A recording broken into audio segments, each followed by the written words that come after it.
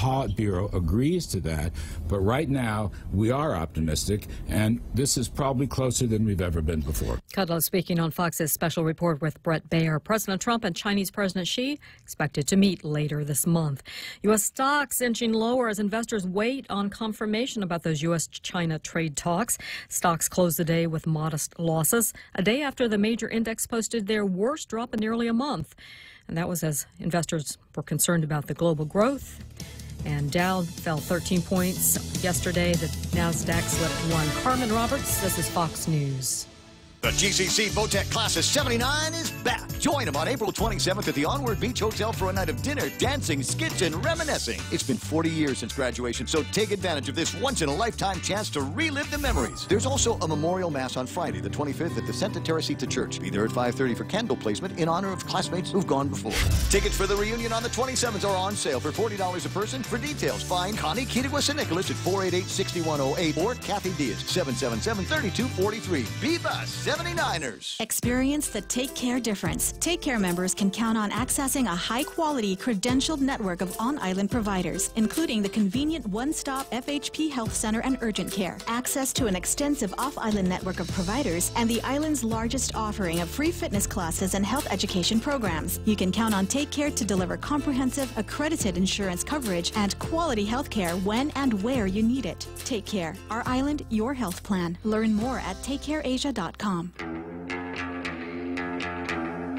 Welcome to Tall Tales with Bob Klitzkie, the only show on talk radio where common sense is a lot more common. Phone lines are now open at 888-TALK. That's 888-8255. And now, The Point proudly brings you Tall Tales with Senator Bob Klitzkie. A well-regulated militia being necessary to the security of a free state, the right of the people to keep and bear arms shall not be infringed. Now, how about that, real Joe Cruz?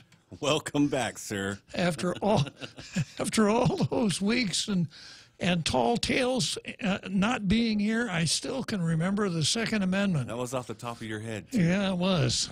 I couldn't find my keys this morning, but oh man, you know, some things are more difficult than others when you become superannuated. But yes, anyhow, here I am. I'm back, big as life, twice as ugly.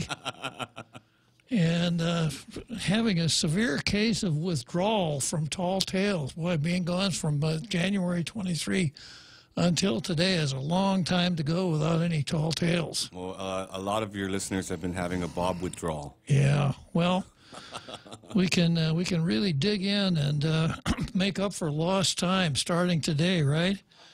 So where do you think a good place to start would be, real Joe Cruz? You've been, yeah, there you go.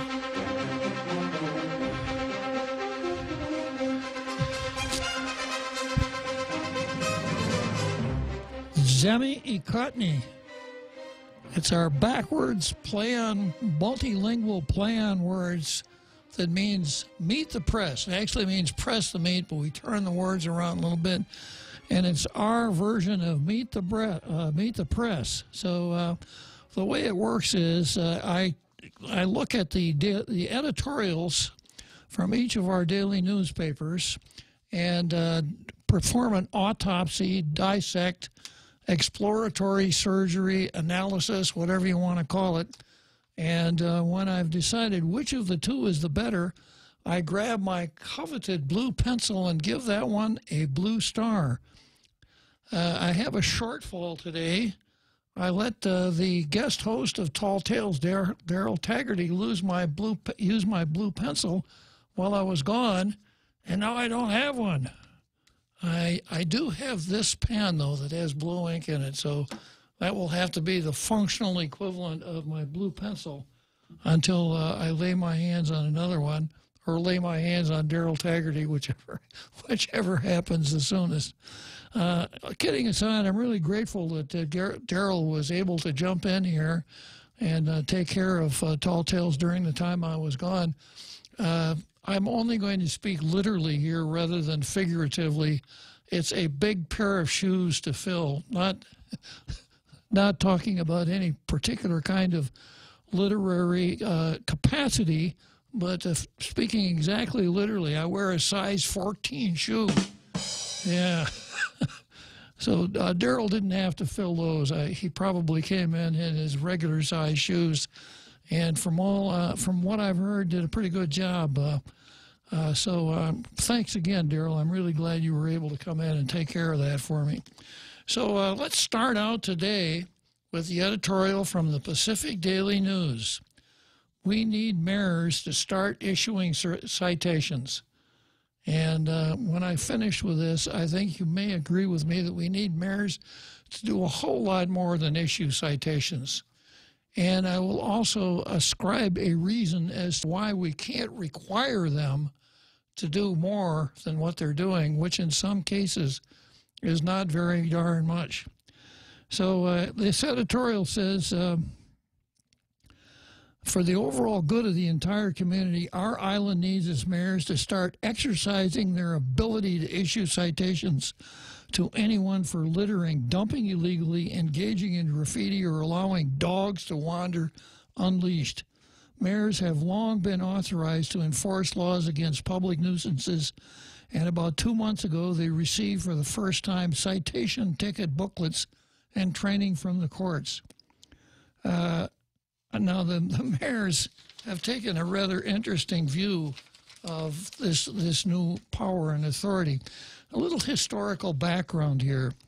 What we call mayors now, for a long, long time, were called village commissioners. And if I were in that position and had the ability to choose, I'd much rather be a commissioner than a mayor. Mayor has a kind of Chicago politics ring to it, political patronage, etc. Commissioner, however, sounds like someone who's really on top of things, like back in the days when there was still a trust territory of the Pacific Islands. The public official who was in charge of the entire trust territory was the High Commissioner of the trust territory. Now, there's a title for you. That's right up there with Host of Tall Tales. So Mayor Ernest Chargaloff, and a little more historical background here. During the Spanish regime, each village, so to speak, had its own public official called an alcaldes, who was kind of the functional equivalent of what we have right now. When the Organic Act came along, we had village commissioners, and the function of the village commissioner was kind of like a low-powered cop. If during the naval administration, the commissioner could come along and say, hey, you ought to clean up the trash in your yard, or something like that. And that carried over on into civil government after the Organic Act was enacted into law. But it's gotten to the point now where it's really hard to figure out what it is that the mayors do. There is something called the Mayor's Council, which I think is a gigantic boondoggle. There's a budget of $8 million a year for the Mayor's Council. Some of that goes for the mayors, of course.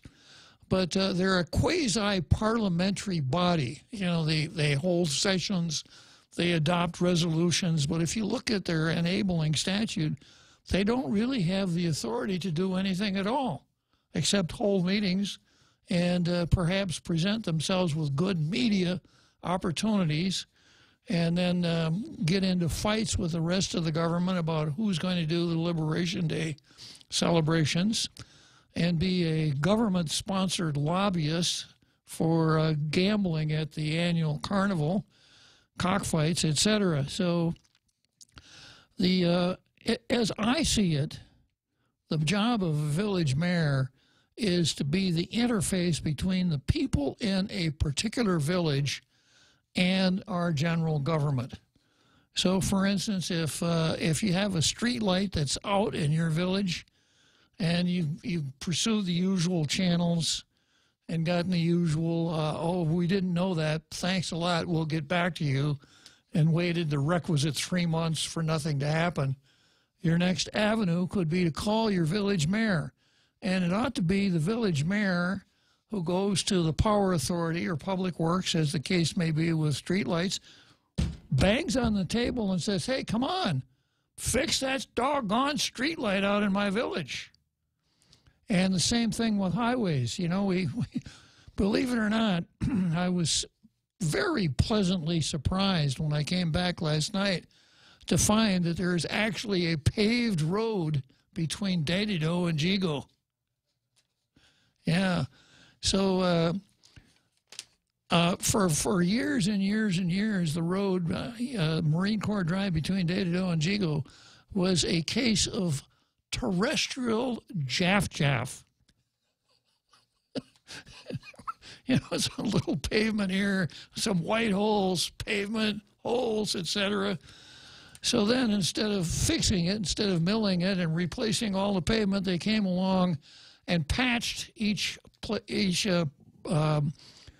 location of jaff-jaff. And that was great until the next rash of jaff-jaff broke out. And you'd almost need a permanent crew to go out there and continually pave over the jaff-jaff.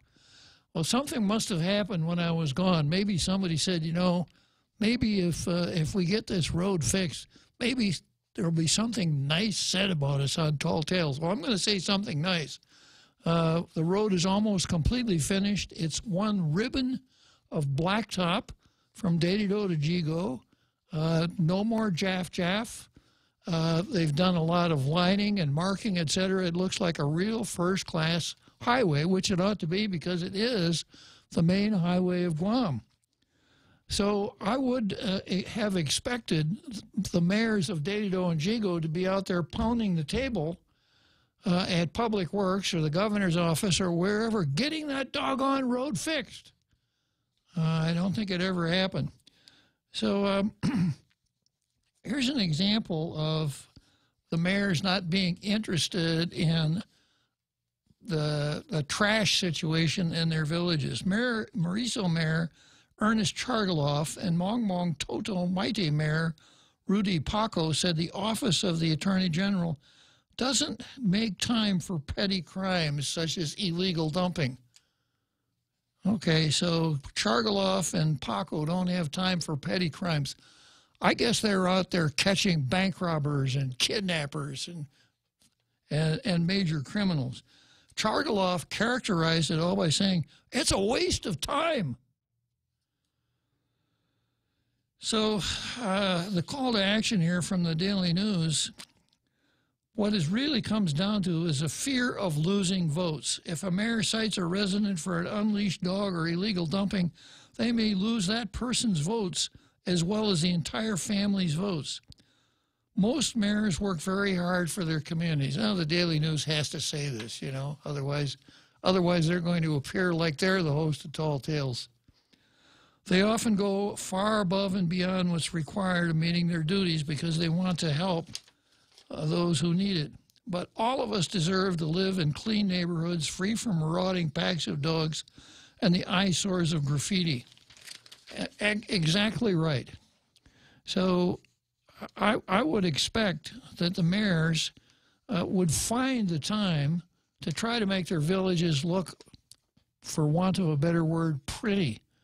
You know, there's the presence of trash in any location in the village is almost like a sort of a viral disease. Somebody comes along and throws away an old couch, and then other people see that and say, hey, that's a good place for me to dispose of my trash. I got a toilet at home that I replaced. I'm going to throw that out there. And then somebody else says, yeah, I got a bag of trash. I'm going to throw mine over there. And that dump just keeps on going. If a mayor set his mind to it and caught somebody doing that, and that person were actually prosecuted and fined, it might set the kind of example that would cause people to say, I'm not going to do that because the mayor in my village is really on his toes and he's working hard for everybody in the village. But the Daily News here comes back and pins the tail smack on the donkey. When the Daily News says,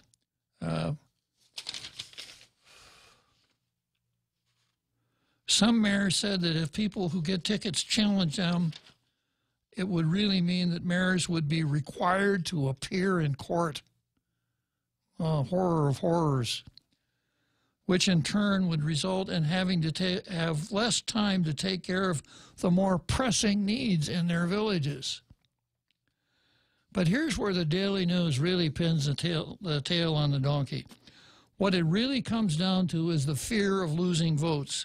If a mayor cites a resident for an unleashed dog or illegal dumping, and here we go again. Apparently we have mayors who are Siamese twins, conjoined twins. If a mayor cites a resident for unleashed dogs, etc., they may lose a person's votes, as well as the entire family's votes. We're overlooking the politically correct, imprecise use of pronouns.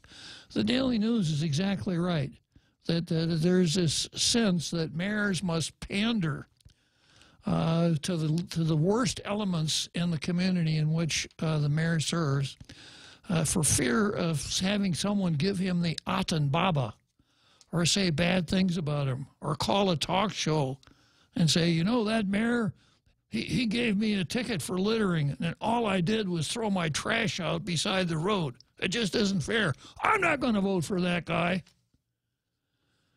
When I think if you really stood back and thought about it a little bit, those kinds of complaints might be the best endorsement that America could get. So I said at the beginning of dealing with this particular issue, I said, I can tell you why it doesn't happen, and I can tell you probably why it won't get fixed. And the reason is that members of our legislature suffer from the same malady as the mayors do. The suspicion amongst members of the legislature is that mayors are extremely powerful within the borders of their own villages. So if you do something to piss off the mayor of a village, you're toast in that village. Your chances of drawing votes in that village slide immediately downward to somewhere between slim and none. So no senator that I've seen is willing to take on the mayors and say, you remember not too long ago, Real Joe Cruz, the argument was about who was supposed to mow the grass at the schools. Mayor said, we ain't mowing no stinking grass. We have more important things to do. Now, they didn't advance the catching murderers and kidnappers and things like that at the time, but maybe that's what they had in mind. So it seems then that the mayors are basically free agents that has this quasi-parliamentary body called the Mayor's Council that adopts resolutions and lobbies for gambling, etc., approves junkets to the Strawberry Festival and these other things that waste a lot of our money. But when it comes time to doing something that could really affect the lives of people in their particular village, we've got the Chargaloff-Paco position. It's a waste of time. So Daily News, I think, kind of hit the nail right on the head on that one. And today, the Post is no slouch either. The Post says it's now up to the Attorney General to investigate diversion of $45 million. And the editorial starts, it's safe to say many Guam residents feel that the government of Guam can do better with its responsibility to make Guam's streets safer, the environment cleaner, and improve health and public safety programs. And for these shortcomings, we've heard a recurring message from GovGuam officials. There isn't enough money for these services. There were funds, millions of dollars over the past several years, specifically meant for improving the way GovGuam provides the above-mentioned government services through specially allocated special revenue funds. And this editorial goes on to make a list of that was the work product of the public auditor of the money taken from various funds, the Healthy Future Funds, the Guam Contractors Funds, the Health Professionals Licensing Fund, the Territorial Education Facility Fund, where this money was taken from those funds and transferred to the general fund instead of being used for the stated purpose of that particular fund. And I had something here. Yeah. And it all really boils down to what will now be seen as the touchstone of Government of Guam finance philosophy. And that the touchstone was pronounced by one Kathy Kakigi. And what Kathy's words have been memorialized as Kathy Kakigi's kerfuffle, which I'm sure the real Joe Cruz and everybody out there in our international radio listening audience will remember, when it was determined that several thousand of dollars that were deposited in the Land Survey Fund at the Chamorro Land Trust Commission, pursuant to revenues collected from the leases of Chamorro Land Trust lands, had been moved from that fund to the general fund and spent for something else, payroll, I guess. And when Kathy Kakigi, who was the financial manager for the Department of Administration at that time, was called on the carpet before a legislative hearing saying, "Why did you do that?" She came back and she answered the question with a question saying, "Well, which law do you want me to break? Should I break this law dealing with the funds for the survey, or should I break the Fair Labor Standards Act and not meet payroll?" My words, not hers, but that's basically what she meant.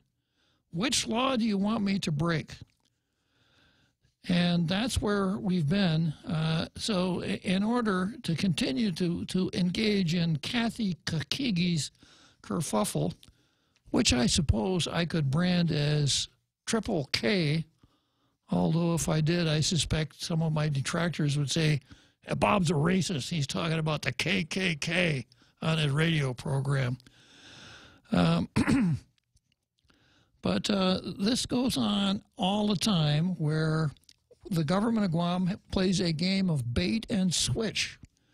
So you go and fill up your 10-year-old jalopy with gas, and you pay an exorbitant price for it. Part of that price is gasoline tax. But you ought to be able to feel a little better, because you should be able to say to yourself, well, yeah, there is a gasoline tax added to this price, but it's going to go to fix up the roads.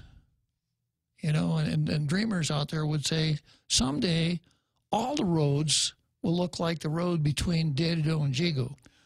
But that money for gasoline tax goes to fix up the road, so maybe it's not so bad. But so that's the bait. But the switch is the money goes into that fund and then it goes somewhere else, like the 911 fund and all of the other funds listed in the Post editorial. They're collected for a particular purpose but get dumped into the general fund. And, of course, the reason is that no matter what happens, the worst possible thing that a politician can imagine is that the government of Guam would not meet its payroll in a timely fashion. Now, we've heard stories about the government of Guam's checking account being overdrawn on payday, that checks were issued that weren't covered by actual funds in the bank. That sounds more like a job for B.J. Cruz than for Tall Tales, but it's something that we ought to be aware of. There was a time when the checks were prepared on Wednesday and actually handed out on Thursday. Now it's usually late on Friday afternoon, waiting for the necessary accumulation of cash before the checks are turned loose. Now, I'm going to say something that will be kind of shocking, and that's the reason I'm going to say it. Maybe the only way that we'll ever get our financial system straightened out is to have a payday come and not be able to meet the government of Guam payday, so that the requisite government official, who would probably be the lowest possible person on the totem pole, comes out and says, payday will be a little late this week. It's Friday. We think we'll be able to issue checks on Wednesday morning. We have a cash shortfall, and we don't have enough cash to issue checks today. Now, no governor would ever want that to happen on, what pronoun should I use here? No governor would ever want that to happen on their watch, even if they happen to be a female, right? Yeah. And I can understand that. No governor would ever want to have a payless payday occur on his or her watch. Now, we'll come back to that. I'm going to take a short 4:30 already, huh? Boy, time flies on Tall Tales. Every time I travel, there's something from home that I can't leave without. I take my Docomo Pacific Data to Go to share my stories in Taiwan, check subway routes in Tokyo, be my food guide in Hong Kong, meet new friends in the Philippines, make updates in the States, find my way around Korea, and check out all the cool shows in Singapore. It's the data I have in all the places I love for only $10 a day. Data to Go from Docomo Pacific.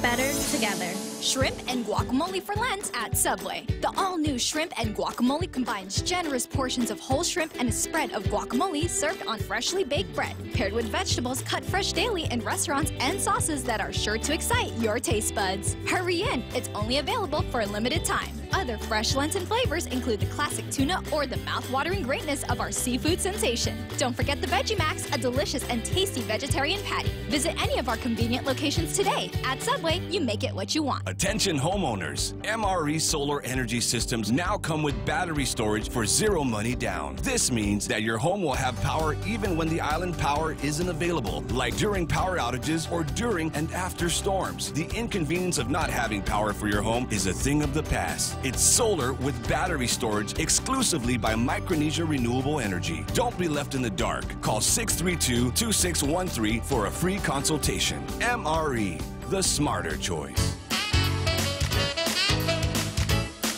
We now return to Tall Tales with Bob Klitzkie, soaring over the confusion with his superpowers of truth.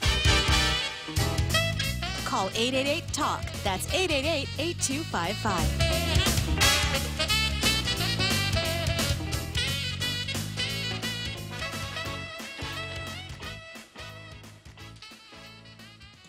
Yeah, I warned you that, I warned you that what I was about to say was going to be a little bit shocking, and I'm going to come back and perhaps increase the shock value of what I said, but the real Joe Cruz has signaled to me that I have a caller. Unfortunately, I don't have my call screener.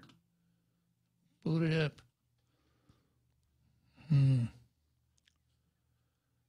Joe Cruz to the rescue.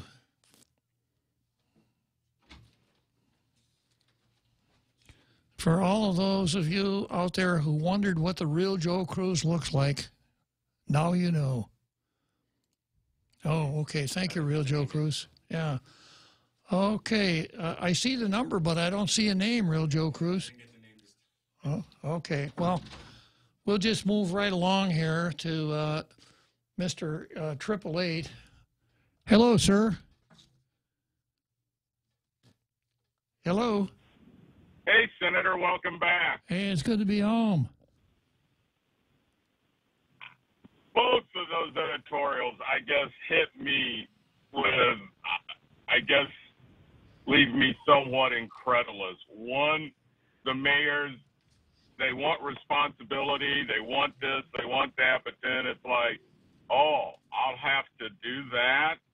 Gee, I don't want to do that. That might make me unpopular. And one of the things that I've asked myself and some others for several years now, would somebody explain to me why the mayor of the smallest village on Guam has a salary identical to the mayor of the largest village? Doesn't make a whole lot of sense, does it? absolutely, it's incredible that the mayor of, I'm not even going to give the village, the smallest village makes the same as the largest. And it comes along, and I finally, I guess, realized it's a sacred cow. The mayors are a sacred cow that you never speak ill of. You're never going to say, well, maybe we should have a salary reflective of their village population like they would in most locations in the United States. Nope, we're going to have to pay all the mayors of the same because we can't make the mayors feel badly that don't have the population of the largest village. It wouldn't be fair. That would be the thinking, right? Well, I have a saying on a wall that says, life's not fair, get used to it. Exactly. Now and then go ahead, Senator. Yeah, there's so much in that whole system of village mayors that needs to be fixed or maybe even done away with. If they're not going to be local officials and do the kind of things that we're talking about right now, then what do we need them for? Oh, they would come up with lots of reasons. And I guess if we could ever fix that, there would be some money savings. But again, the other one was this funds that I pay into 9/11, I pay into the gas, I pay into so many things. You're taking my money that I was told would be used for this purpose. If I did that to a business and took money from them, either as an employee or say I would do something and I didn't, I would be either charged civilly or criminally. Yeah, if you went to McDonald's and paid for a Big Mac, and when you unwrapped your order, there was nothing but a couple of toothpicks in there, it wouldn't work very well, would it?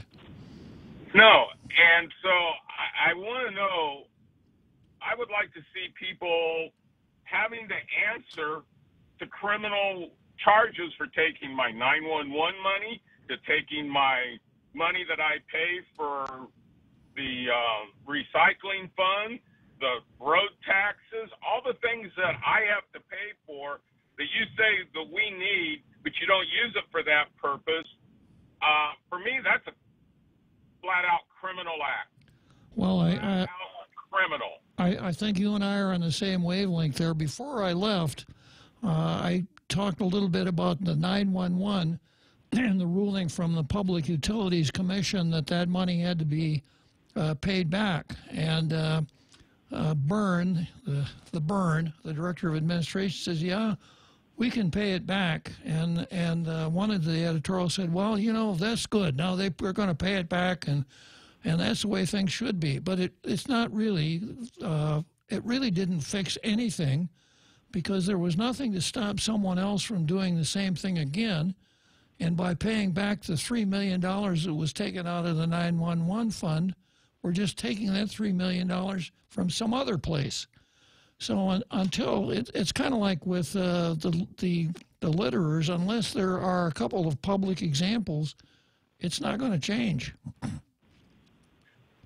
Oh, absolutely. I guess then if that's the case, then why do people, we've known, and there's been in the papers some employees that have stolen money and they get charged. Well, gee, if you get caught, if you pay it back, then there should be no harm, no foul. If you say it's no harm, no foul for taking the money illegally out of the 911 fund and it gets paid back, why should somebody be charged criminally for taking money if they agree to pay it back? Well, that kind of reminds me of something that came kind of from the same place when Ovita Nauta was prosecuted for stealing money from the Guam Police Department and then attempted to pay it back with a bad check and got busted for that also. But it's the same thinking that, well, if you do it and you pay it back, maybe it'll be okay.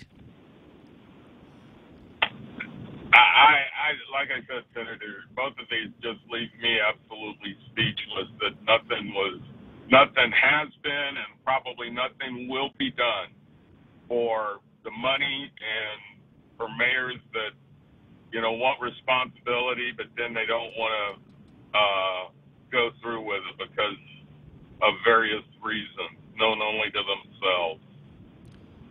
Well, I couldn't agree with you more. So thank you very much, and thank you for calling and sharing your thoughts with us. I didn't catch your name. You want to remain anonymous?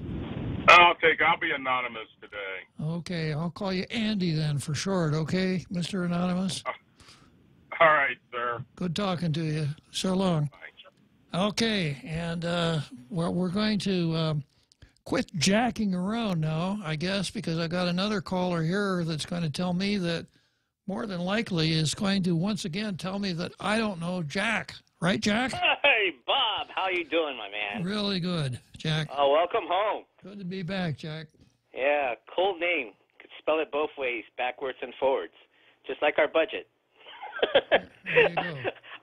I just wanted to let's start off at least from a point in which we could dispel the myth about when it comes to government finances, there's no such thing as a lockbox, and there's no such thing as a dedicated funding source.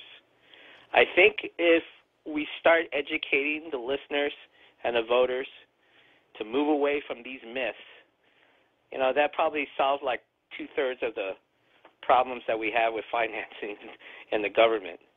If people learn or be aware that there's no such thing as these, they're unicorns. They only exist on paper.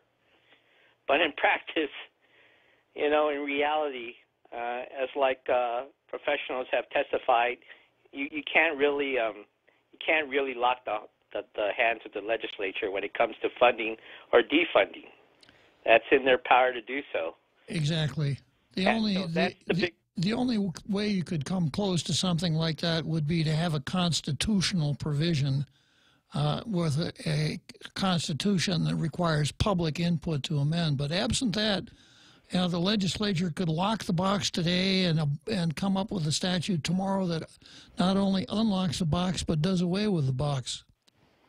Exactly. And so what happens is that we've been bought. The voters have bought into this myth. And, and we just have to just wake them up, get them woke. Let's use the millennial terms here. Right. Get them woke on the idea that there's no such thing. And as soon as they come to their wares, they'll be more educated when it comes to these stuff when politicians and special interests try to push these legislations through, sending, well, it's a dedicated funding source or it's a lockbox. You can't get to it. And Jack, education and information is the antidote for gullibility. Well, it's a sad truth also, and but we're moving towards there. I wanted to also ask you a question because you mentioned about the mayor's authority about trash, and you brought up certain scenarios like when it came to fixing roads or potholes or. If someone, you didn't give this example, but a while back you did, like if somebody died in their village, the mayor would come in and help, at least prepare somewhat residents to help with the funeral rosaries. So, those things I think are like positive things. But when it comes to trash and citations, those are more legal matters. And I remember I asked you about this question a while back on another radio show. What do you think about the posse comitatus issue with the mayors? I'm just asking this because in my mind it's injuring two birds, the cocoa bird with one pebble, which is probably a lot of people will find that hard to grasp, but number one, it takes care of background checks on the mayors and the vice mayors, and it does a thorough background checks because for you to be part of the posse comitatus, it doesn't necessarily mean that you need a handgun. You need to be licensed to carry one. Doesn't mean you have to go out and get one. You just need to get a license. Let's stop here. Let's stop here and define terms for a minute, okay, Jack?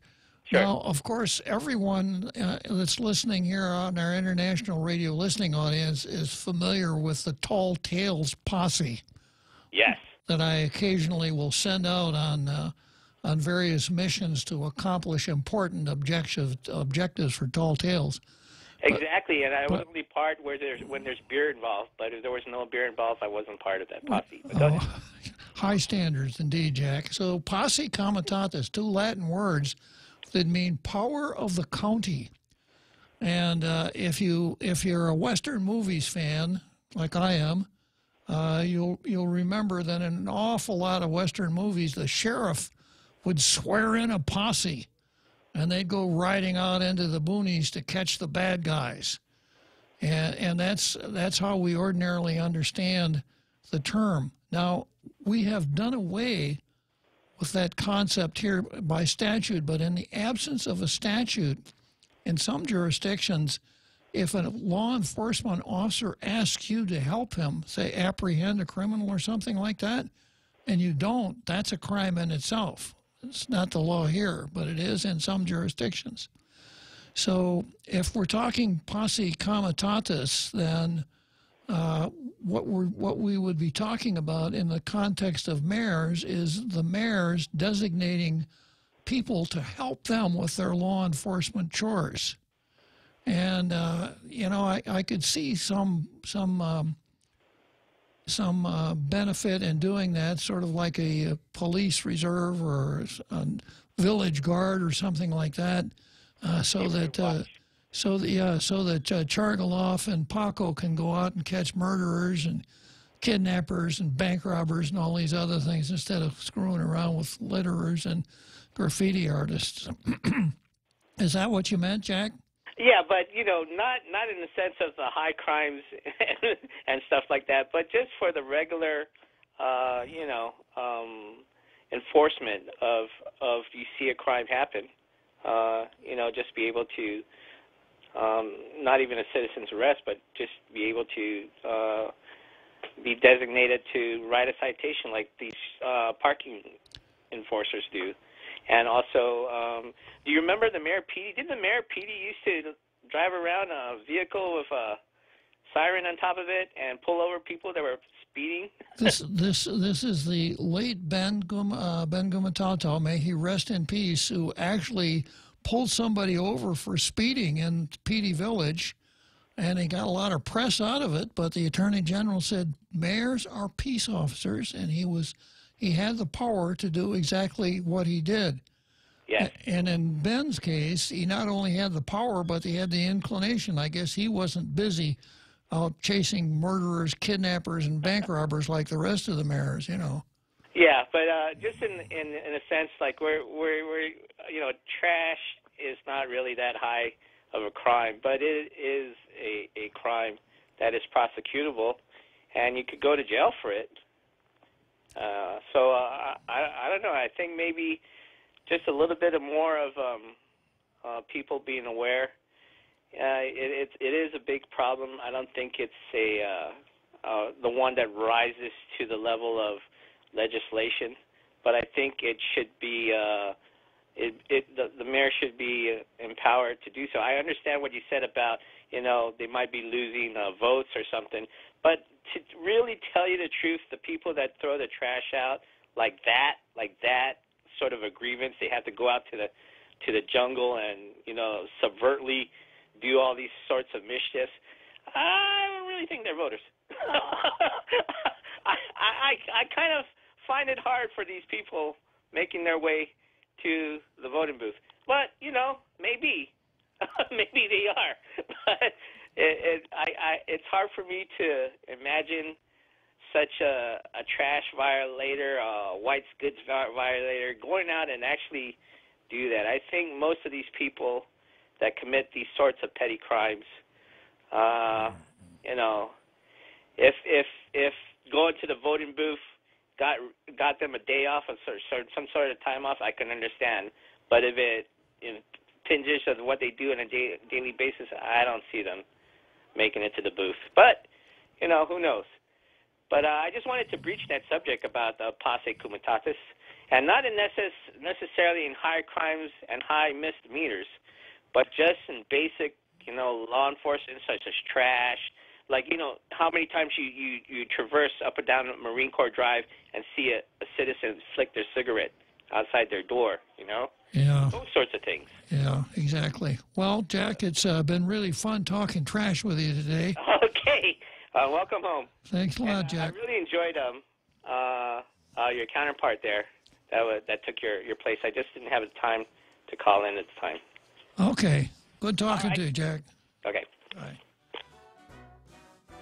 Boy, very good, Real Joe Cruz. Let's take a short break, and we'll have 10 minutes before that big halftime show that I haven't seen for quite some time, and I'm really anxious to watch it. Lent-friendly burgers at Chili's. Indulge in a selection of our famous burgers with a black bean patty. Black bean patties combine beans with onions, parsley, bell peppers, and cilantro. Served with dill pickles and fries. More Lent entrees include the spicy shrimp tacos, Cajun pasta with shrimp, or grilled ancho salmon. Best of all, each entree is just $15 and comes with a refreshing Coca-Cola, iced tea, or Heineken on draft. Our fresh house salad with an entree for just $15. Chili's 3 for Me Lent menu. Available for a limited time. Chili's. More life happens here. Save big. Save really big when you bundle up your insurance policies with Nanbo Insurance. Insure your home, auto, motorcycle, or business with Nanbo and enjoy great savings, up to 50%. When it comes to insuring your property, no one knows better than the company with over 50 years of service to the community. Don't compromise the things that matter to you most. Call Nanbo today at 477-9754 or visit nanbo.com for more information. Nanbo Insurance, serving you since 1968.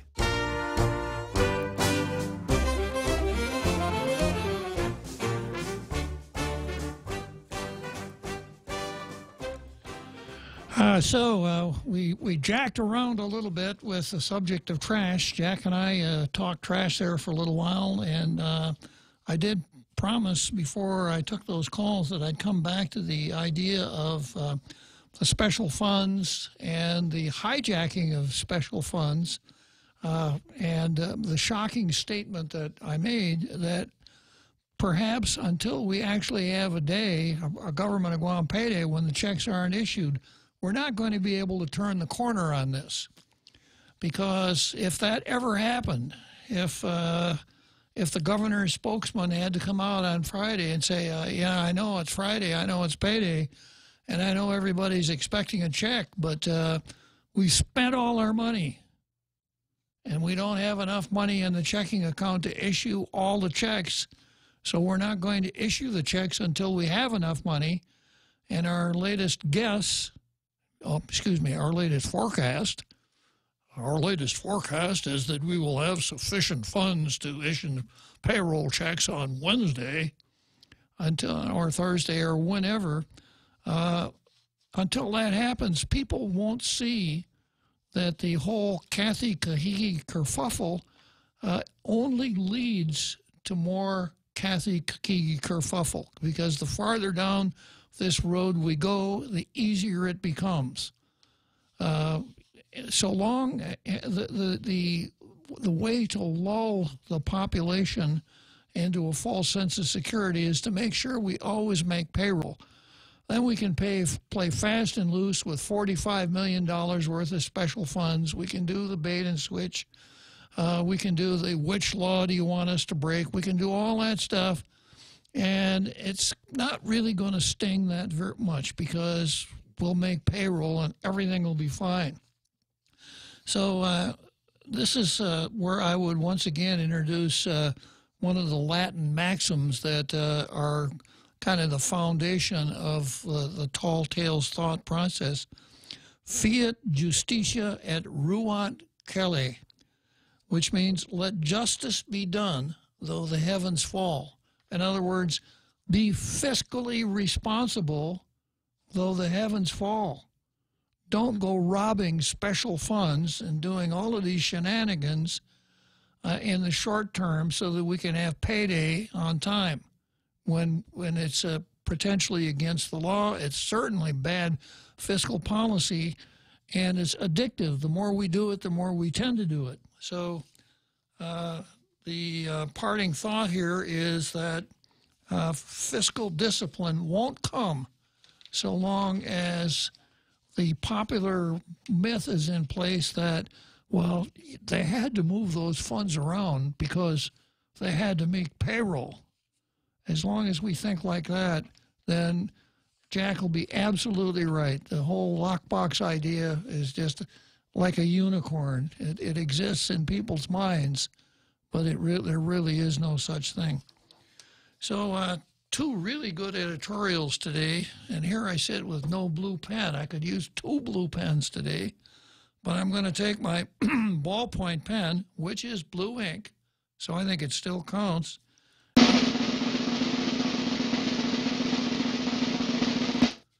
And the winner is the Daily News. But I have to,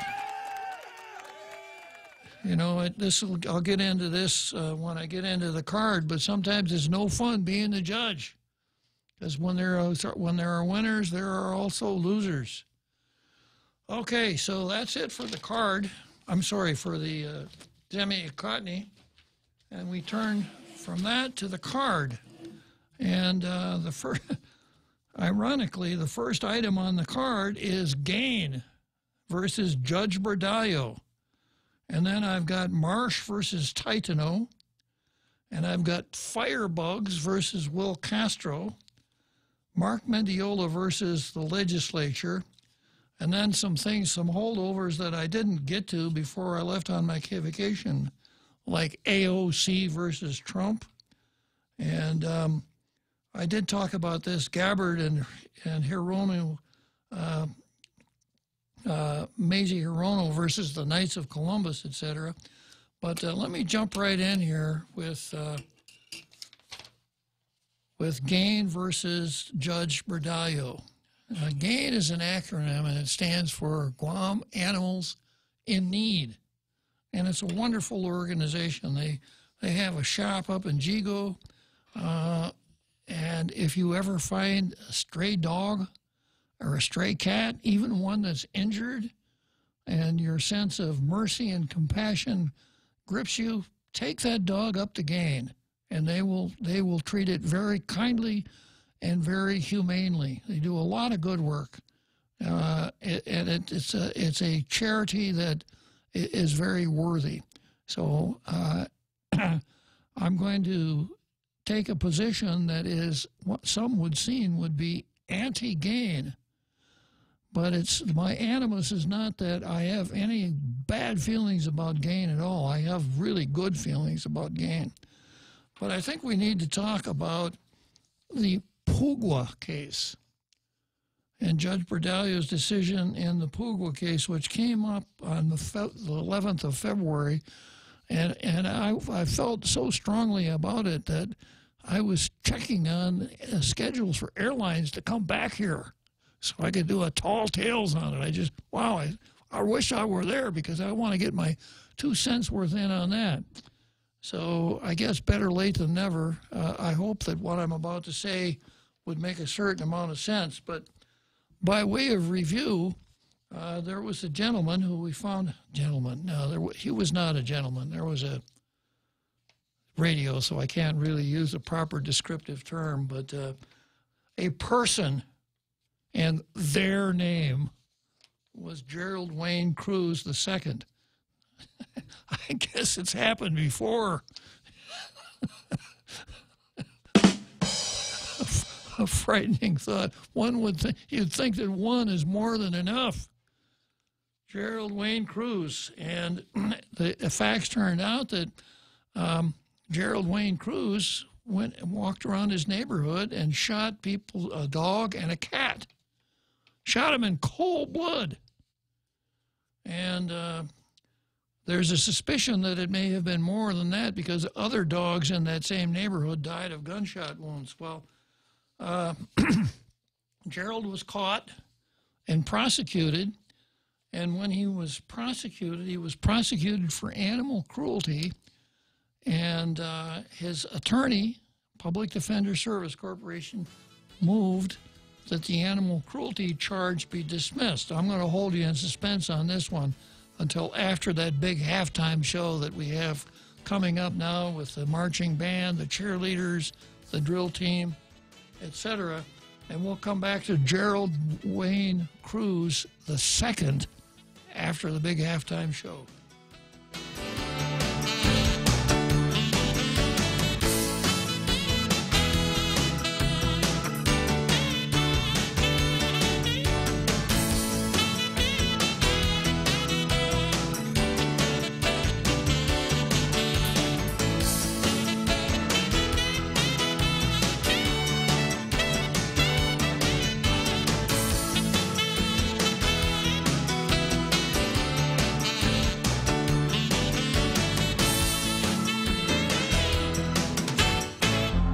The Point is KUSG, Hagåtña, Guam, 93.3 FM and 104.3 HD3.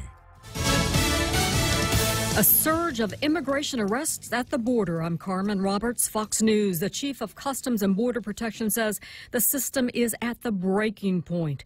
That as arrest of families illegally crossing the U.S. border hits a record. They've picked up nearly 100,000 between ports of entry since January. Now, in an effort to manage the ever-growing number of families getting caught, U.S. Customs and Border Protection is building a new facility in El Paso, Texas. The facility will be a centralized location where illegal immigrants can get proper medical screenings and care. Current facilities developed years ago for single travelers are not able to handle the influx of families, many of which seek out agents for the purpose of being taken into custody. Fox's Kevin Battle. The Senate's expected to join the House in passing a resolution later this month to block President Trump's national emergency to build a wall. However, Majority Leader Mitch McConnell says there are not enough votes to override a presidential veto, likely leaving the issue up to the courts. President Trump says he'll get an up-close and personal look at the tornado destruction in Alabama Friday. A string of 20 tornadoes devastated the southeast Sunday, leaving at least 23 people dead in Alabama and several still missing. Rescue teams have been using dogs and drones to search for the missing as the cleanup continues after Sunday's tornado ripped through Lee County, Alabama. Ernestine Reese and her nephew live there. The trailer completely gone. The Lois at God. House gone too. Everything. The house gone too. Jeez. The path of destruction was almost a mile wide. Some of the dead include entire families and at least 3 children. Fox's Tanya J. Powers.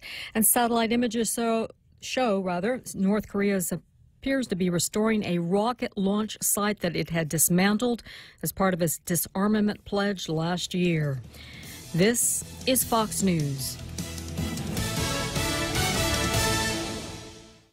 Every time I travel, there's something from home that I can't leave without. I take my Docomo Pacific Data to Go to share my stories in Taiwan, check subway routes in Tokyo, be my food guide in Hong Kong, meet new friends in the Philippines, make updates in the States, find my way around Korea, and check out all the cool shows in Singapore. It's the data I have in all the places I love for only $10 a day. Data to Go from Docomo Pacific. Better together. Lent-friendly burgers at Chili's. Indulge in a selection of our famous burgers with a black bean patty. Black bean patties combine beans with onions, parsley, bell peppers, and cilantro. Served with dill pickles and fries. More Lenten entrees include the spicy shrimp tacos, Cajun pasta with shrimp, or grilled ancho salmon. Best of all, each entree is just $15 and comes with a refreshing Coca-Cola, iced tea, or Heineken on draft. Our fresh house salad with an entree for just $15. Chili's 3 for Me Lent menu. Available for a limited time. Chili's. More life happens here. Honest opinion. A rebellious Ohio teenager speaks out against anti-vaxxers during a key Senate hearing Tuesday. Vaccines were not allowed in Ethan Lundeberg's home, but once he turned 18, the high school senior defied his parents and got vaccinated.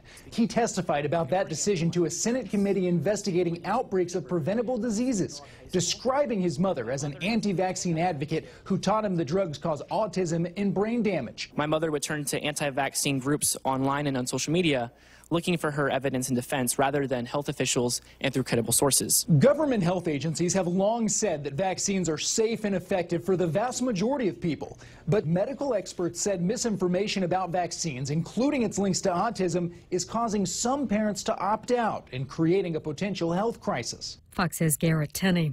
The man in charge of the agency which approves drugs resigns. After nearly 2 years of leading the Food and Drug Administration, Commissioner Scott Gottlieb is stepping down. He led the agency as it fought the opioid epidemic and rising drug prices, but critics say he should have acted sooner to address the explosion of teenage e-cigarette use. British police telling transportation centers they must all be vigilant. That after 3 padded mailing bags containing small explosive devices were found at major transport hubs in London, including Heathrow Airport. No one was hurt, but police are saying that they are looking at these as improvised explosive devices, although not very sophisticated ones. They were found during rush hour, within hours of one another, at offices in 3 major transport hubs across London. The city's busiest train station, Waterloo, the city's busiest airport, Heathrow, and London City Airport. Counter-terrorism police now saying that this is being treated as a linked series. Fox's Benjamin Hall. And Dow futures down 59 points at this hour. I'm Carmen Roberts, and this is Fox News.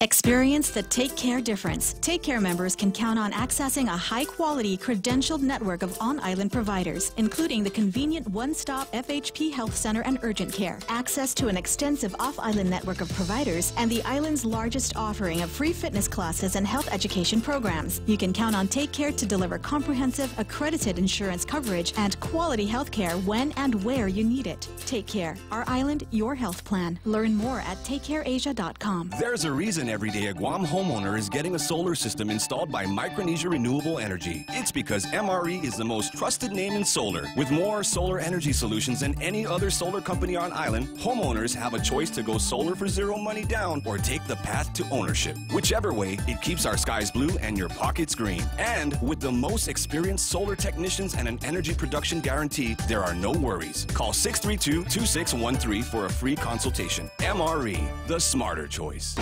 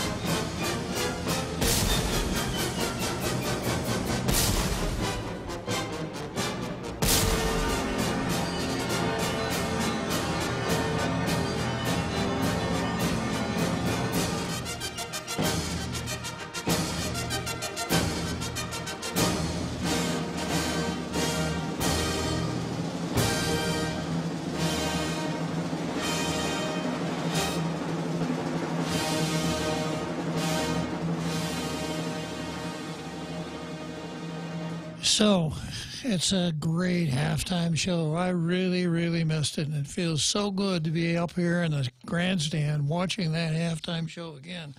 And I'm sure that all of our international radio listening audience look forward to it as much as I do. So getting back to Gerald Wayne Cruz II, Judge, when Gerald Wayne Cruz II's public defender lawyer moved to dismiss the charges of animal cruelty, Judge Berdalio granted the charges. And a lot of folks were quite upset. And Gain very publicly came out and said, this is a travesty, et cetera, et cetera. And, perhaps it was a good thing for Judge Berdalio that his retention election wasn't held this month. But I don't know that I'm in a position where I want to defend Judge Berdalio. I do want to defend the process, though, or at least try to explain the process. And here are some things to remember. That with respect to the criminal law, as opposed to the civil law, the criminal law is a heavy-duty undertaking because by using the criminal law, the state can deprive a person of his life, liberty, and property. If you're prosecuted for a crime, you can be forced to pay a fine. You can wind yourself up. You can wind up in the Crossbar Hotel, maybe for the rest of your life. And in some jurisdictions, you can actually be executed. So the considerations that underlie the criminal law are much different than the considerations that underlie our ordinary sense of what's right and what's wrong. As far as the criminal law is concerned, the people in a democratic society have to decide what is a crime before it happens. In other words, the criminal law has a predictive validity. If, for instance, let's hope this would never happen, but if, for instance, when the host of Tall Tales stepped out the back door of the famous studios of The Point, and there were people out there throwing tomatoes at him, we couldn't then come up with a statute that said any person who throws a tomato at a talk show host shall be put in jail for 5 days. You couldn't do that. You can't do it after the act occurs. The criminal law has to be made, and it has to have a forward-looking only effect. There is a constitutional provision against criminalizing something retroactively, and that's the so-called ex post facto law. Something that would a law that would criminalize past activity would be an ex post facto law. So you have to decide what's a crime before something occurs.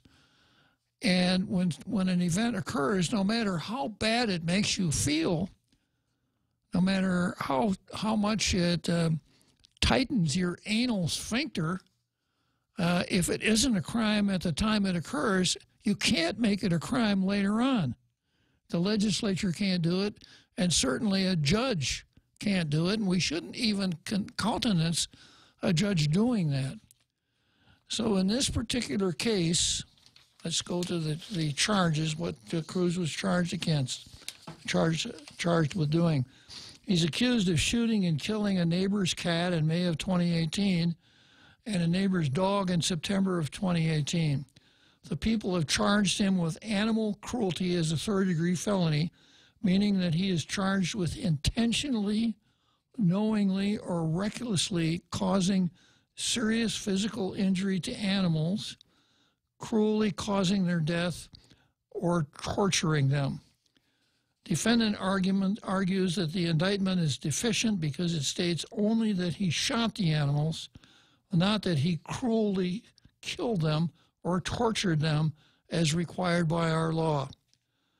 Whether to dismiss the felony charges in the superseding indictment for failure to allege facts, this is the issue, whether to dismiss the felony charges in the superseding indictment for failing to allege facts that support the charges.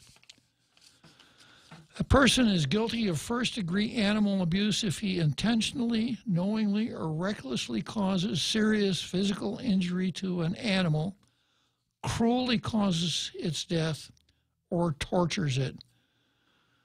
First-degree animal abuse is a third-degree felony.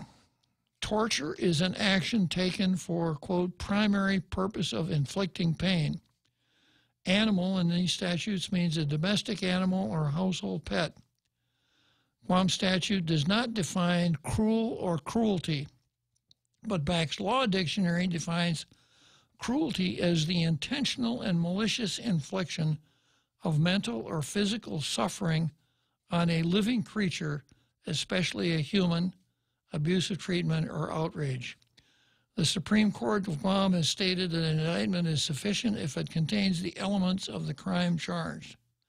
A well-drafted indictment would clearly lay out all elements of the crime. The statute the defendant is alleged to have violated does not concern whether he killed the animals, but whether he killed them cruelly. Now, let's take a time out here. And I know that guy over there, sitting there in his lazy boy, the one that I refer to, where is he? Yeah, the smart money, yeah. He's saying, well, you think killing's not cruel? How about if I kill you? Would that be cruel? Well, let's just stop and think about that a little bit. The Eighth Amendment to the United States Constitution says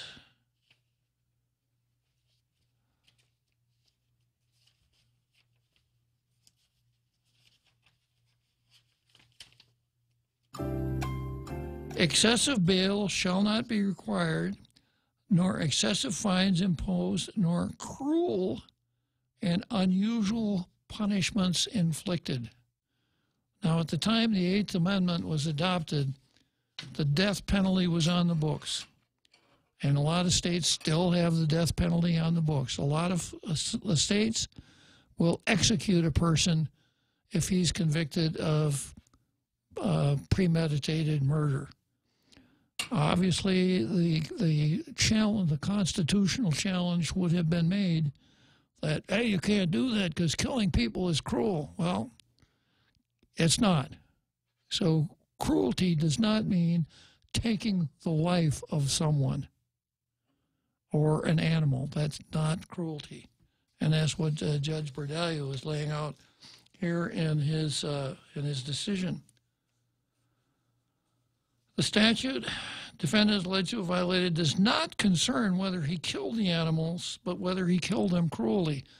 Now, certainly a statute could be drafted that says that one who kills an animal under certain circumstances has committed a felony. Could do that, but that's not what the law says. And a degree of care has to be exercised here. If the popular sentiment were turned into law, well, he killed the dog, and we like the dog, and we like dogs. I got to add here, I really like dogs myself. We had dogs when I was a kid. I have always been a dog man. Cats, not so much. Do you know the difference between dogs and cats, Real Joe Cruz? No, sir. What is it? Yeah, well, a cat wants to show you who's boss. A dog just wants to be your friend. True. Yeah, I've always liked dogs, so there's no anti-dog animus here. But if the popular sentiment in the community were to prevail, and Judge Bordallo, were somehow urged to take that case over again and say, yeah, I thought it over a little bit, and anybody who kills an animal is guilty of that, violating that law. Well, what about people like veterinarians, like our friend Tom? What's his last name? Real Joe Cruz? Poole, sir. Poole. Tom Poole, yeah. Veterinarians oftentimes take the lives of animals as an act of mercy. We use the euphemism, yeah, our dog was really injured. Our dog he was old and sick, so the vet put him to sleep. So, you have to write with a very sharp pencil here when you're doing these things. Otherwise, you're going to wind up with statutes that lead to horrible results. So Judge Bordallo says the way the statute's written, killing an animal is not the crime. Making the animal suffer needlessly, torturing the animal, that's a crime. But one of the fundamental rules of criminal law is that you can't convict a person for something that he wasn't charged with. And that's what Judge Bordallo concludes. Judge Bordallo says torture is not an issue because the defendant is not accused of having the primary purpose of inflicting pain. This goes to the wording of the indictment. The question is whether defendant cruelly caused the death of the dog and cat. And Judge Bordallo opines it's difficult to think of a less cruel way to kill an animal than death by gunshot. And I think he makes a good point. Once again, turning to the criminal law in the various states, I don't think it's still a law, but at one time the state of Utah executed criminals with a firing squad. And, of course, if you watch very many military movies, you know that's how it's done. A firing squad, death by gunshot. Didn't they stop that because they said it was cruel? Not that I'm aware of. Yeah. Now there is, amongst the certain element in the criminal justice community, there is an argument that capital punishment is per se cruel, and it should be abolished. And there are a lot of scholars who feel that way. But right now, that's not the law. And it wasn't the law on February 11th when Judge Berdallo decided this case. So the indictment accuses Cruz only of shooting a dog and shooting a cat. The magistrate complaint states that the defendant shot the cat, threw its body in his truck, and drove off. Apparently, the cat died. Now, I suppose not only did the cat die, he probably had to die 9 times, right? But even if he did, it's still not cruel. The indictment offers no facts that either the dog or cat suffered before dying or the defendant intended that they suffer. The indictment also does not say that the defendant intentionally inflicted mental or physical suffering on the animals, as required by the Black's Law definition of cruelty. So I'd say it's a pretty well-reasoned decision. Cruz was also charged with possession of a firearm and the commission of a felony. Well, he did have a firearm, but if it's not a felony, then that charge goes away. And there was also a charge of unsworn falsification. I suspect that he probably lied to somebody when he was taken to task on this. Now, whether or not the prosecutor will re-indict or appeal, etc., hard to say. I think we probably almost everybody in our international radio listening audience was saddened by the story of Pugwa, a dog, a stray dog that was in bad shape, that was brought back to health, and then Gerald Wayne, one of the Gerald Wayne Cruzes, was it the first? No, it was the second, yeah. The second Gerald Wayne Cruz shot him, and this saddens all of us. But we do pride ourselves on being a nation of laws and not a nation of men. In other words, men and women. We now have 10 women in the legislature and a female governor, etc. Female judges, on and on and on. So when we talk about men, that's what we're talking about. So emotion is a fine thing, and it makes a lot of the things that we do possible.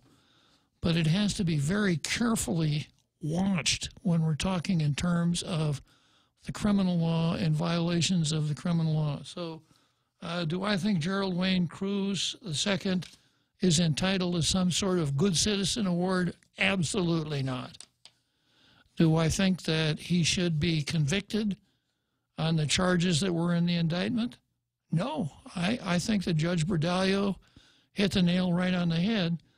And when I was deciding which of the 2 editorials should get the coveted blue star today, by the way, I found another blue pencil. I said being a judge is not easy, because when there are judges, there are often winners and losers. And it's very seldom that anything that comes before a judge makes everybody happy. So I suppose in this particular case, if Judge Berdallo had said, well, yeah, it's cruelty, kill them, etc., he might have been much more popular with certain elements of the community, but would it be the right thing to do? And isn't that what we expect the folks in the black robes to do?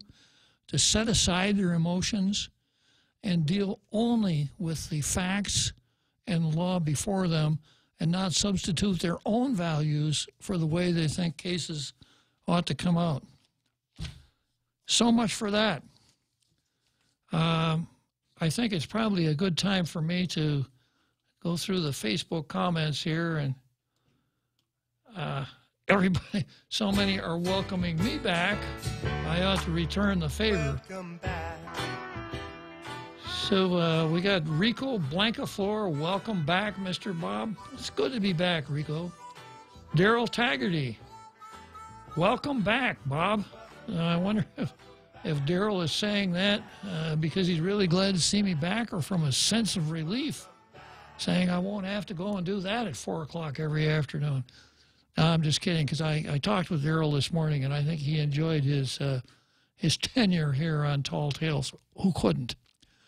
Ishmael Velez, welcome back. Juanita Machi, welcome back. Mr. Klitzkie, wow, such dignity. I guess I ought to take more vacations. Mr. Klitzkie. Jack Hattick, welcome back, Coach. Elmore Atgidun, welcome back, better known as Mo Cotton. I Camacho, half a day, Bob. Half a day, I Camacho, half a tatat manoao. And I says they waste money. I suspect she could be talking about our village mayors and several other government officials. Dennis Benser, good to have you back, Bob. Well, it's really darn good to be back, Dennis. Evelyn Uggan, half a day, and welcome back, Bob Klitzkie. Well, Evelyn Uggan, it's really good to be back. Tedo says, welcome back. And he also says, was it illegal to touch funds? Well, we're going to find out, I think, Tedo. And then we've got Tedo again. Who instructed her to take the funds? And I think he's talking about the Triple K, Kathy Kiki's kerfuffle. And that's a good question. Did someone say, Kathy, you've got to take that special fund and use it to make payroll? Or did Kathy decide to do this on her own? Or was the climate such at the Department of Administration that everybody there just knew that this was what was expected? And I got Jack on the line, but I'm going to finish the exchanges of pleasantries here, Jack, and then I'll get to you. And we've got Denise Legosky. Gain doesn't do spit. No typos here. Do spit to get the dog owners responsible for their pets chasing people or biting them. Neither does the mayor. And then Ishmael Velez says, hey, lady, Gain is a nonprofit, correct? So it's a private entity that has zero authority. The mayor should be handling the issue with the wild and abandoned animals. So as I understand it, Lady D, the Gain folks don't have any enforcement authority. They'll take care of stray dogs. They do spay and neuter clinics and things like that, but they don't go out and round up wild dogs. And if anybody would be the first line of contact there, it ought to be the mayor. I know the Department of Agriculture, under the skilled leadership of the territorial veterinarian, whose name is Tom Poole. Tom Poole. And I know the Department of Agriculture has a dog catcher division. But one would hope that the mayors would really be on top of that, would be spotting the packs of dogs and alerting the dog catchers. Then I've got one here from, I've got a post from Javier M. If we're on Guam, it's Atalig. If we were in Gilita, it would be Atalik. And Javier says, what does robocalls mean? Okay, well, a robocall means this, Javier. Your phone rings, you pick it up, and there's a recorded voice that wants to tell you that you could get a special warranty on your car, or this is your last chance to buy some product that's going to go off the market soon, etc. And if you're interested, it will give you a phone number to call or a website or something like that. There's no human voice on the other end. And some kind of probably shady businesses use robocalls to great efficiency, because you can buy software that will make literally thousands of robocalls in an hour. It'll just go down sort of like through the telephone book and call every single number there and treat them to that recorded message. I know we have robocalls here, and they come from the mainland. It's not as bad here as it is in the mainland, but we have it. Okay, and then I've got one more comment here from Tess Laguanya. Welcome back. Thank you, Tess. And then I've got an anonymous call here. Kill a dog that is a family pet raises the public's ire. Jughead Bordayo doesn't recognize Adeloop's namesake. Well, okay, but I think this comment really kind of zeroes in on the point I was making. Killing a dog does raise the public's ire. But if the law and the charges and the matter comes before the court don't allow for conviction, then the judge is not doing his duty by not dismissing that case if, in fact, we are to be governed by laws and not by popular sentiment. So much for Gerald Wayne Cruz 2. I guess the sad thing here is that if it's Gerald Wayne Cruz 2, that implicitly suggests that there may be more, or that there could be more, or more in the offing. Okay, so we're going to take a short trip back home again in Indiana, Real Joe Cruz, and then when we come back, it's time for the 7th inning stretch. And after the 7th inning stretch, Jack, I know I've kept you waiting there for quite a while, but we'll get you right after that 7th inning stretch.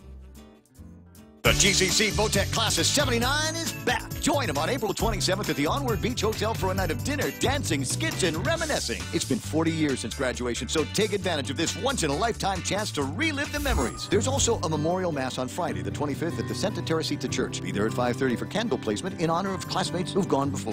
Tickets for the reunion on the 27th are on sale for $40 a person. For details, find Connie Kittigwa St. Nicholas at 488-6108 or Kathy Diaz, 777-3243. Bebus 79ers. The Extra Point with Jerry Roberts of Guam Training every morning on The Ray Gibson Show. Do you have favorite quotations? Words that if you hear them or read them, it sort of stirs your juices up? I'm Jerry Roberts, and at 7:20 a.m. on The Ray Gibson Show, I've got a few of those for you that I hope do just that. You can find daily transcripts of The Extra Point at guamtraining.com. Tune in every weekday morning at 7:20 for The Extra Point with Jerry Roberts. Brought to you by Guahan Insurance Services and First Hawaiian Bank on 93.3 The Point.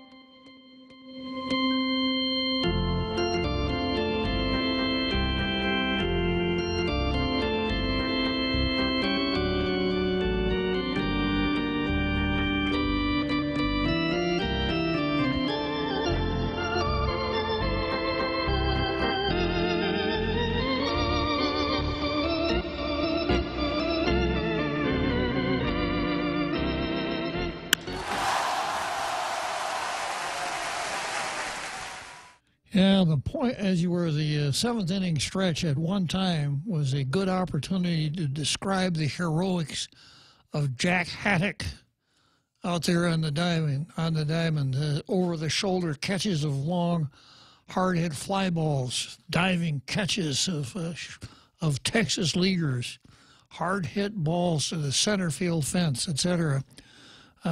Jack now is playing in a different league. He's suited up for the Chamorro Land Trust Commission, which probably is going to be the hardest game he's ever played. But we wish him luck, and we're glad to see him out there in our international radio listening audience. Welcome back, Jack. So the next item on... Well, wait a minute. I better get to Jack here before I lose him. Hey, Jack, how you doing? Doing fine. I just wanted to ring in on the Pugo issue. Before that, best of luck to Jack Haddock, because we know he's in between the lines of having a great day on field and in between the lines of being in the 1919 World Series. So we'll be keeping an eye on him. Yeah. We'll be keeping an eye on him. So. Hey, Jack, for those non-baseball historians in the audience, you want to talk just a little bit about the 1919 World Series and the colors of parts of the uniform? You have a better understanding. So how about if I let you do that? No, I'll pass, Jack. But go on. Go on with your story. It was a fixed World Series, and they made a movie about it back in the 80s, I think. It's called 8 Man Out. And it was like it was the first time he brought in a commissioner that had, power to do certain things. And it turned baseball into what we know today, and it blacklisted a lot of good players that shouldn't have been blacklisted. And, it took a while. I think Shoeless Joe is in the Hall He of Fame. was. Yeah, Shoeless Joe Jackson. Yeah, he made it to the Hall of Fame after how many decades? And one of the greatest quotes from professional sports came out of that whole Black Sox incident when a boy who encountered Joe Jackson just outside the ballpark came up to him and said, "Say it ain't so, Joe."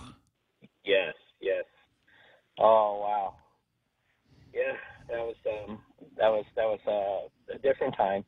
But anyways, I wanted to ring in the Pugo issue. We know where it is today, but I want to backtrack a little and ask and ponder on the same thing. What if the incident occurred, but after killing the animal, the person ate it? Will we still be discussing it in the light that it is now? I'm sorry, could you repeat that, Jack? Yes. Let's say for a scenario, if the same thing happened, the killing process, but instead of it ending there, the person ate the dog, will we still be discussing this in the same matter or the same light? I don't think we'd be discussing it in the same light, but I don't think it would change the mechanics of the decision-making process, because as far as I know, we don't have a statute that criminalizes eating dogs. I think what you're saying is that to kill a dog for food is inherently cruel. Is that correct, Jack? No, I think if you eat it, I don't see the problem. I mean, you and I have been to other cultures, and it's not disparaging. I mean, some cultures, when they kill an animal to eat it, the suffering part is what they look at, because they're getting the energy.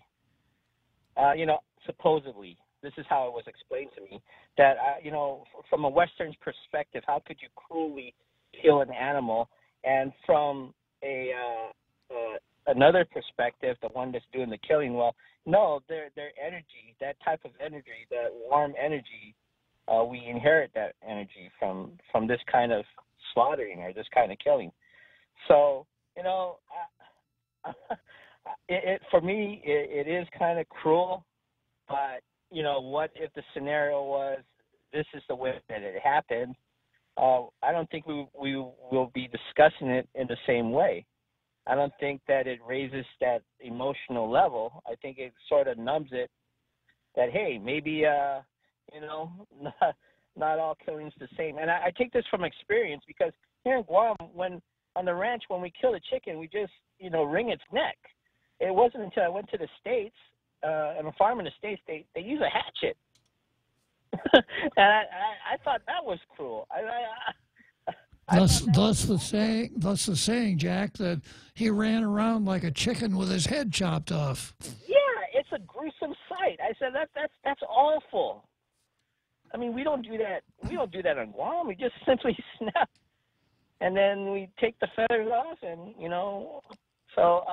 Unless we tie knives to the chicken's legs and let them fight to the death.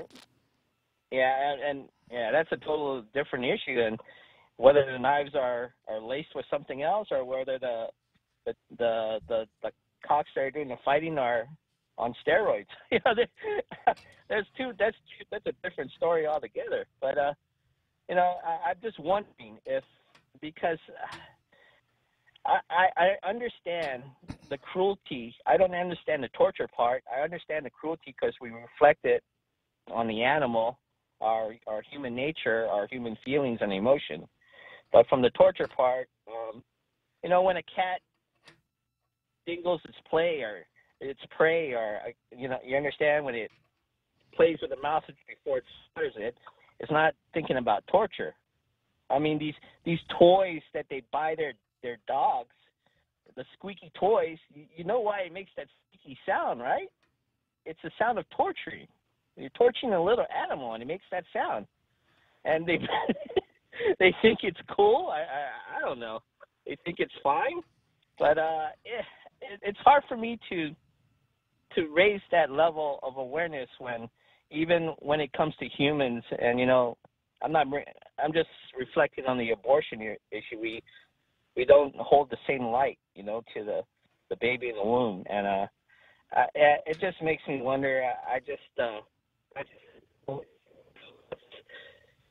go by my, I never even really gave it a higher thought process, because I know it was a lot of emotion, not much of science, and not much of anthropological understanding. But I just leave it out there, and I just wondered, if a person killed an animal and ate it, I find no wrong on it, but I can understand how people would see killing puka that way was very emotional. But if they killed it for food, it'd be a different story. But I don't see how these two would be different when they're the same thing results. Like you said, it wouldn't change the outcome, and it wouldn't change the outcome legally. So I just wonder about these things, and whether or not we're just pulling on the emotional strings too much, and there's no play on the other side. Well, that's my point, Jack, that when it comes to the criminal law and criminal trials, we have to be very careful of emotion. Well, thanks for calling back, Jack. Okay. I've got Hank holding, and I lost Susan. So, Susan, if you want to call back during the home stretch, during the last 10 minutes of the program, I'll pick your line up immediately. I'm sorry that I couldn't get to you sooner, but Hank, what can you tell me? Hi, Senator Bob. How are you? Real good. Welcome back home. It's always good to get home, Hank. Yes, I missed you. But by the way, Daryl did an excellent job covering for you, so compliments to him. Compliments to Daryl. The reason why I'm calling is I'm kind of looking for some help. I live down here by Paris Acres in Jigo, and we recently had a McDonald's newly put up in front of the intersection of the Marine Drive and the street that leads into Paris Acres. There are some street lamps that have been out for quite some time, and our general manager has been kind enough to try to get those things rectified, put them back online again, and every time he calls GPA tells him that he has to call the mayor, and whenever he calls the mayor's office, I should say, the mayor's office tells him that they would look into it, but we haven't had any kind of positive feedback from either of GPA or the mayor's office since we started this in September of last year.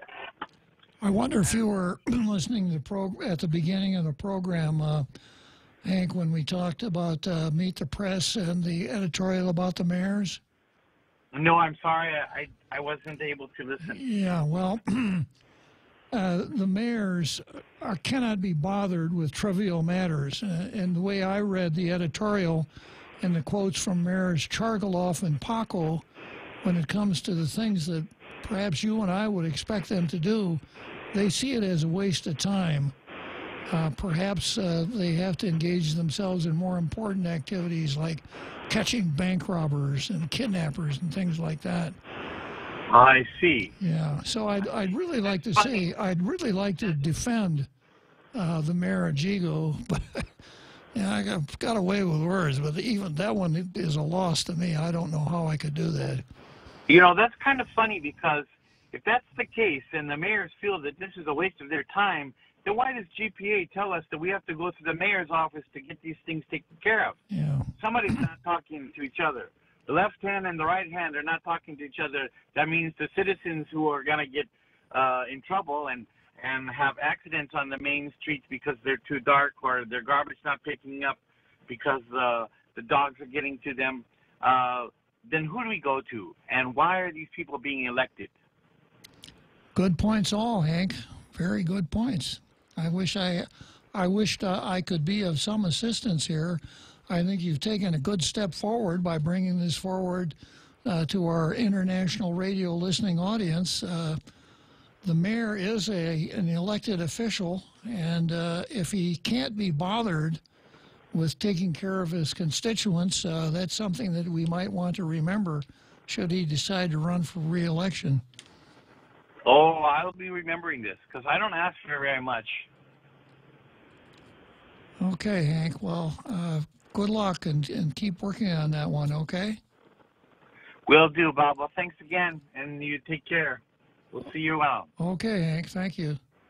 So, let's see. I got a couple more posts here on the same subject. My son was attacked by someone's family pet. It wasn't tied up. Owner didn't even have the respect to pay our expensive hospital bill. Enforce the leash law. A lot of pet owners allow pets to run free in the island community. True enough. And then Richard Leon says, what does SPCA exist for? That's the Society for Prevention of Cruelty to the Animals, which doesn't operate here as far as I know, but I'm not aware of it.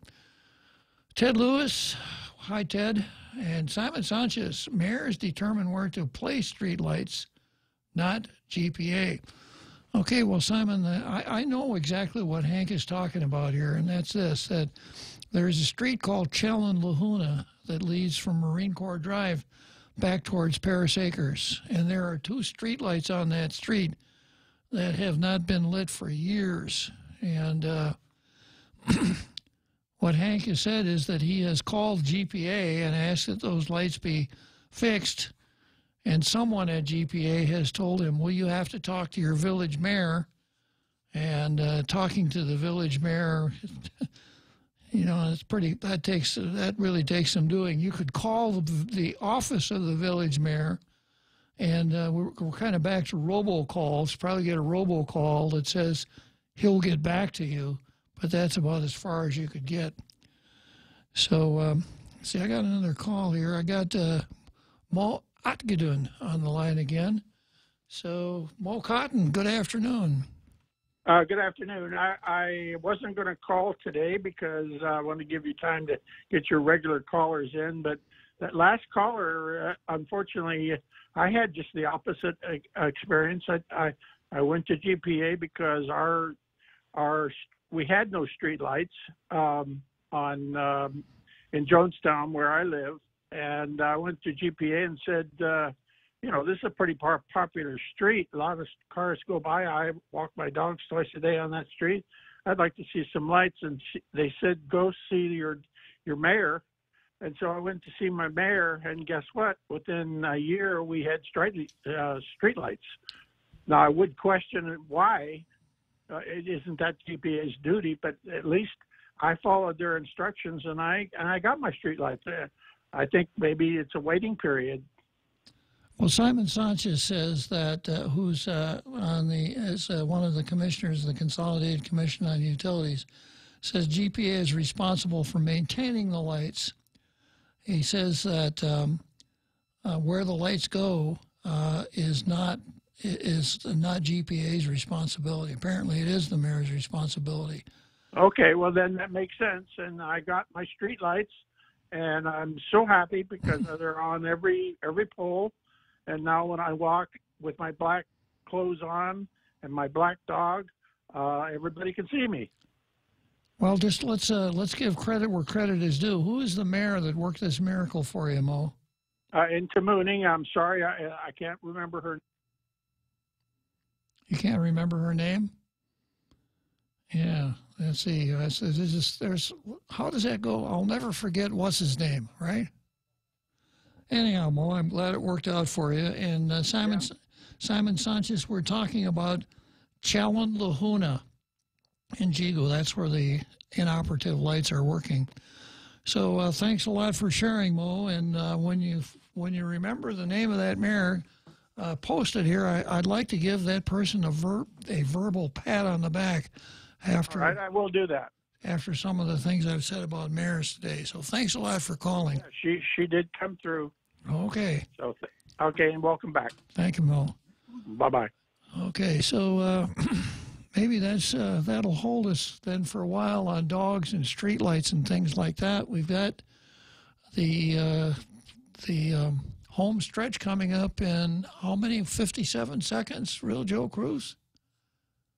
Probably 25 seconds. Yeah, okay. Well, I'm going to go to the next item on the card, Marsh versus Titano, but I don't want to start it and then have to break for the seventh inning stretch. So we'll take a break now, and then I'll come back to that. And, Susan, if you want to call during the seventh inning stretch, I'll drop everything and get you on the line.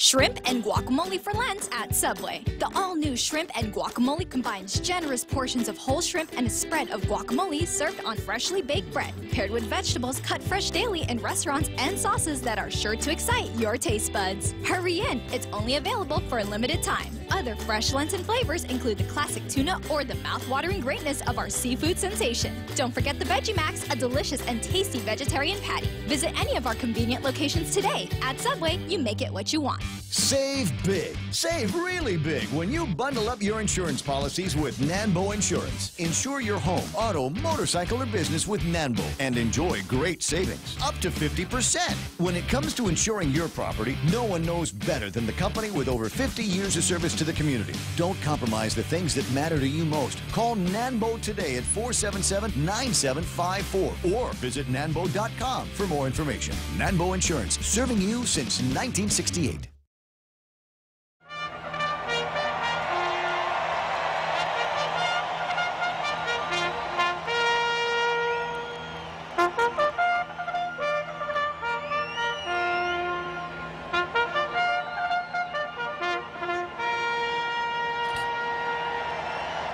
So here we are in the home stretch of the re-inaugural of Tall Tales, the Welcome Back Bob edition of Tall Tales. And I've got about 9 more minutes here until I hear the plaintive strains of Ravel's Bolero, and we'll put an end to today's Tall Tales. But the item on the card coming up next is Marsh versus Titano.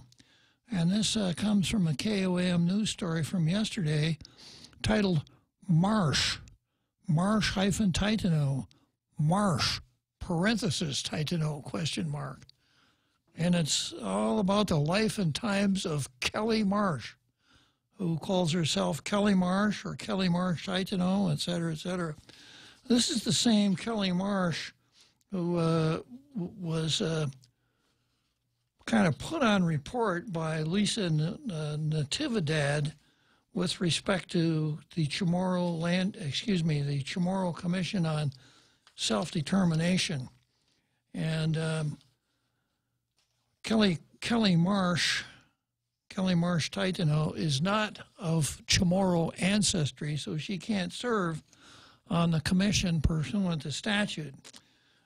But she said, this is a statement from Senator Kelly Marsh, chair of the Committee on Heritage, the Arts, Parks, and Guam Product Seal, Hagatna Revitalization, Self-Determination, and Regional Affairs. I believe in indigenous rights. I believe in our right to decolonization.